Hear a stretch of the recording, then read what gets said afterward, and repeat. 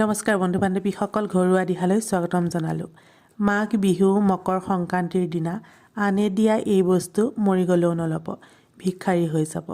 বন্ধু বান্ধৱীসকল, শাস্ত্ৰত মকৰ সংক্ৰান্তিৰ দিনটোৰ বিশেষ মহত্ব আছে। এই দিনা সূৰ্যদেৱে মকৰ ৰাশিত প্ৰৱেশ কৰে, সেয়েহে এই দিনটোক মকৰ সংক্ৰান্তি বোলা হয়। এই দিনা স্নান আৰু দানৰ বিশেষ মহত্ব আছে। এই দিনা কৰা দানক বছৰৰ আন দিনা কৰা দানতকৈ সৰ্বশ্ৰেষ্ঠ দান বুলি কোৱা হয়।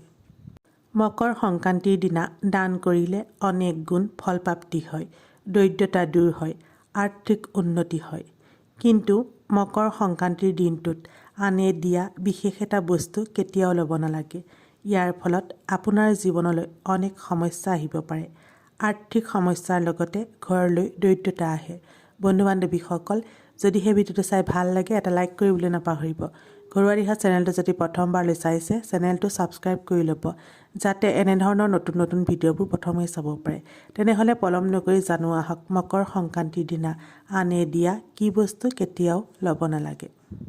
মকৰ সংক্ৰান্তিৰ দিনা তিল দানক সৰ্বশ্ৰেষ্ঠ দান হিচাপে মনা হয়। এই দিনা তিল দান কৰিলে শনিদেৱৰ কৃপাপ্ৰাপ্তি হয়, শনি দোষ খণ্ডন হয়। শনিদেৱৰ কৃপাত আপোনাৰ জীৱনলৈ কোনো ধৰণৰ সমস্যা নাহে। 2 নম্বৰতে গুড়। মকৰ সংক্ৰান্তিৰ দিনা গুড় দান কৰিলে সূৰ্যদেৱৰ কৃপাপ্ৰাপ্তি হয়। 3 নম্বৰতে কম্বল বা গৰম কাপোৰ। এই দিনা দৰিদ্ৰ তথা অসহায় লোকক কম্বল তথা যিকোনো ধৰণৰ গৰম কাপোৰ দান কৰিলে ৰাহুৰ অশুভ দৃষ্টি নপৰে। এতিয়া জানো আহক, মকৰ সংক্ৰান্তিৰ দিনা আনে দিয়া কি বস্তু কেতিয়াও ল'ব নালাগে।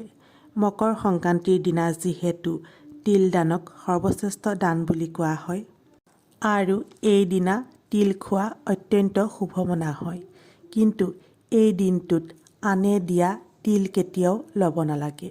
ইয়াৰ ফলত আপোনাৰ জীৱনলৈ অনেক সমস্যা আহিব পাৰে।